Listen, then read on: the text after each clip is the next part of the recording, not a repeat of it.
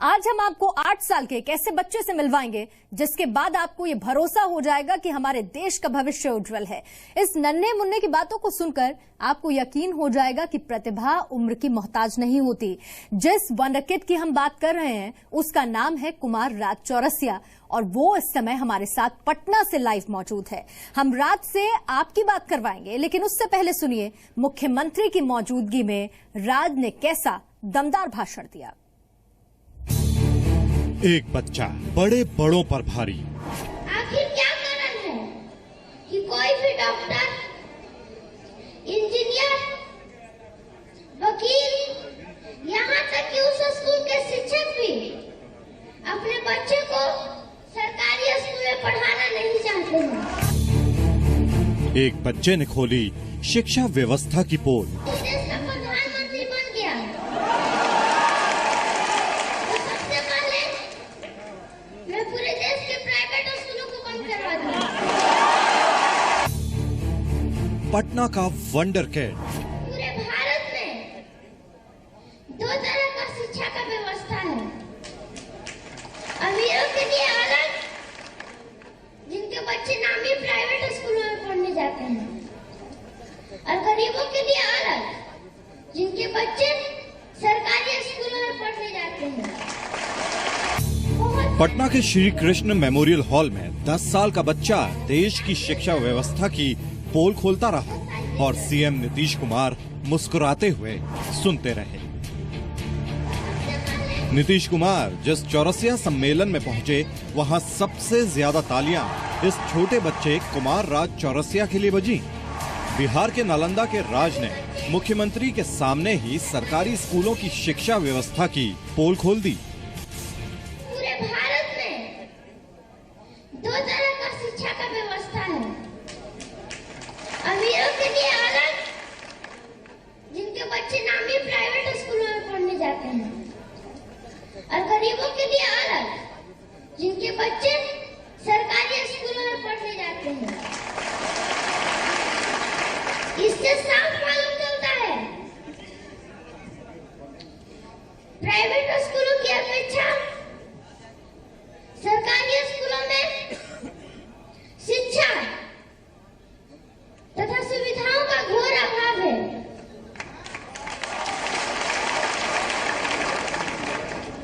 आखिर क्या कारण है कि कोई भी डॉक्टर, इंजीनियर, वकील, यहाँ तक कि उस स्कूल के शिक्षक भी अपने बच्चे को सरकारी स्कूल में पढ़ाना नहीं चाहते हैं। असल में राज अपने पिता के साथ चौरसिया सम्मेलन में पहुंचा और बार बार कुछ बोलने की इच्छा जताई। सीएम नीतीश कुमार ने राज को मंच पर बुलाया। इसके बाद राज ने अपना सपना भी लोगों के सामने रखा। देश का प्रधानमंत्री बन गया तो सबसे पहले मैं पूरे देश के प्राइवेट स्कूलों को बंद करवा दूंगा, ताकि सभी बच्चे एक सरकारी स्कूलों में एक साथ पढ़ सके। अरे यार आगे से बैठो ना। और एक साथ गजब तुम लोग की हुई है।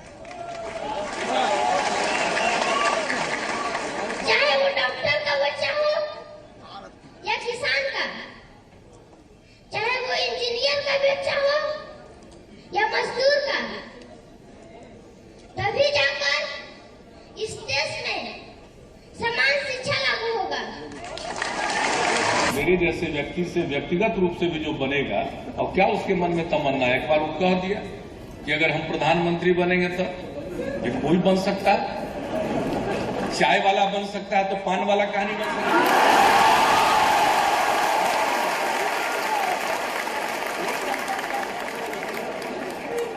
ये तो खुशी की बात है। इस छोटे बच्चे की समझ और बोलने का अंदाज नीतीश को इतना भा गया कि उन्होंने मंच पर खुद माला पहनाकर राजेश चौरसिया को सम्मानित किया।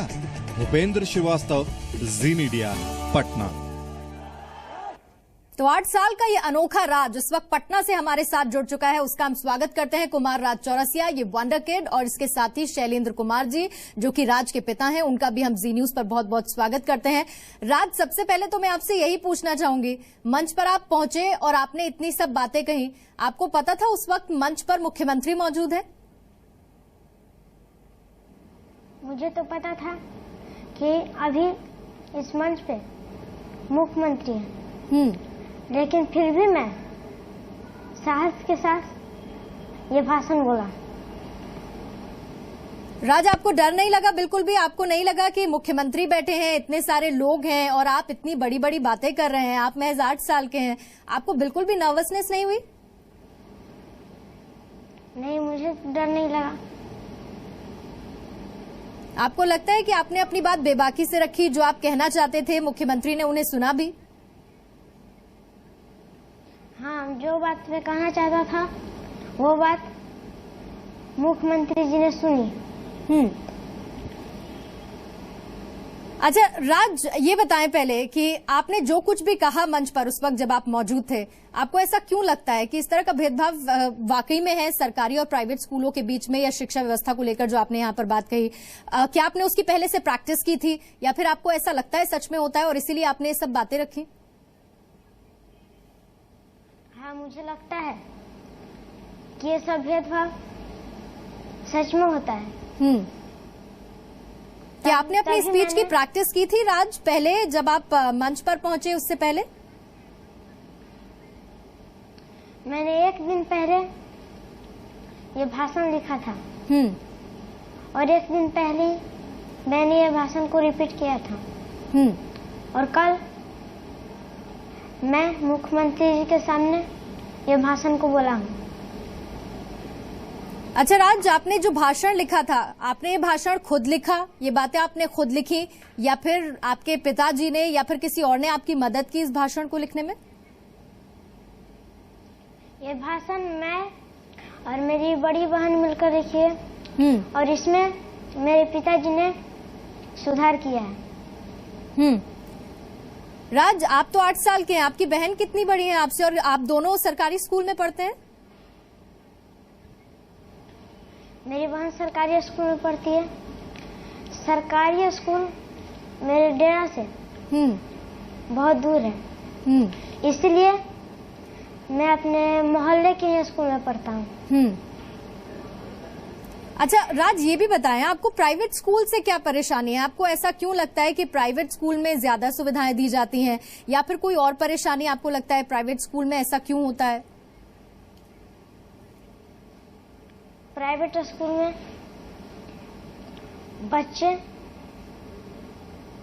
इंग्लिश तथा मैथ में तेज हो सकते हैं, लेकिन जनरल नॉलेज में नहीं। जनरल नॉलेज तो सिर्फ सरकारी स्कूल में दिया जाता है। अच्छा, क्यों आपको ऐसा क्यों लगता है आपको राज? ऐसा मुझे इसलिए लगता है क्योंकि प्राइवेट स्कूल में जो बच्चे पढ़ते हैं उनके माता पिता अपने बच्चे पर गर्व होता है। लेकिन मेरी समझ से सरकारी स्कूल में जितना नॉलेज मिलता है उतना जनरल नॉलेज प्राइवेट स्कूल में नहीं मिलता है। राज, आप बहुत अच्छी बातें करते हैं, लेकिन आप कह रहे हैं एक तरफ कि प्राइवेट स्कूलों में जो है सुविधाएं ज्यादा होती हैं, दूसरी तरफ आप कह रहे हैं कि जनरल नॉलेज के मामले में जो सरकारी स्कूल के बच्चे हैं वो काफी तेज होते हैं। यानी कि आप तो अपने आप को लकी मानते होंगे, आप सरकारी स्कूल में पढ़ते हैं, आपकी जनरल नॉलेज बहुत स्ट्रांग होगी। मैं अभी सरकारी स्कूल में नहीं पढ़ता हूँ, लेकिन अगला साल जाऊंगा। राज, आपके टीचर्स आपको जनरल नॉलेज की प्रैक्टिस कराते हैं, जनरल नॉलेज आपको सिखाते हैं, वो क्या ये भी बताते हैं कि किस तरह से एजुकेशन में फर्क है, शिक्षा व्यवस्था में फर्क है प्राइवेट स्कूल या फिर जो सरकारी स्कूल है उनके बीच में? क्या आपके टीचर्स का भी ये बताते हैं कि किस तरह से फर्क है दोनों स्कूलों के बीच में? नहीं, ऐसा मुझे मेरे टीचर कभी नहीं बोलते हैं। ठीक है। अच्छा राज, उस वक्त मंच पर जब आप मौजूद थे, आपने कुछ बातें बोली थी, उस वक्त मुख्यमंत्री थे, क्या एक बार फिर से वो बातें आप दोहरा सकते हैं जो शिक्षा व्यवस्था की आपने बात की थी? आपने कहा था समानता नहीं है, एक बार क्या फिर से अपनी उस स्पीच को, अपने उस भाषण को आप दोहरा सकते हैं? जरूर दोहरा सकते हैं जी। आदरणीय अध्यक्ष महोदय, हमारे माननीय मुख्यमंत्री जी एवं उपस्थित तमाम लोग, कुमार राज चौरसिया की ओर से नमस्कार। सबसे पहले चौरसिया को अति पिछड़ा में शामिल करने के लिए मैं माननीय मुख्यमंत्री जी को सलाम करता हूं। ये देर से लिया गया एक अच्छा फैसला है और इसका जितना भी तारीफ किया जाए कम है। आज तक मुझे ज्यादा जगह बोलने का मौका नहीं मिला है, लेकिन जहां भी मुझे बोलने का मौका मिला है मैं बच्चों की समस्या पर ही बोला हूं। चाहे वो शिक्षा का मामला हो या बच्चों का शोषण का,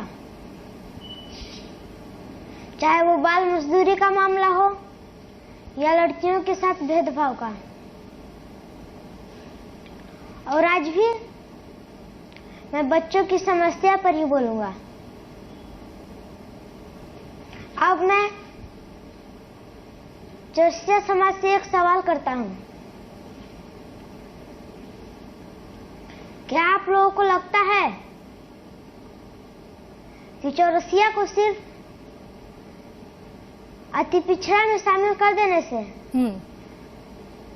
चौरसिया समाज का कल्याण हो जाएगा? और बिल्कुल राज, जब आप ये भाषण दे रहे थे, हमने वो भाषण अपने दर्शकों को भी सुनवाया। उस वक्त हमने तस्वीरें भी दिखाई, जो मुख्यमंत्री थे वो भी हंस रहे थे, आपकी बात सुनते हुए मुस्कुरा वो रहे थे। आपसे यही जानना चाहती हूँ कि क्या खिलाते हैं आप राज को, जो वो इतनी अच्छी अच्छी और बड़ी बड़ी बातें करते हैं? अगर खिलाने से इतना बड़ी बड़ी बातें करते बच्चे, तो अमेरिका तो बच्चे सबसे तेज होते हैं। मैं तो आपसे ही सवाल करता हूँ। अच्छा चलिए बता दीजिए, सिखाते क्या है आप राज को? राज के ऊपर कोई प्रेशर नहीं है कि इसको ये सीखना, वो सीखना है, ये करना है, वो करना है।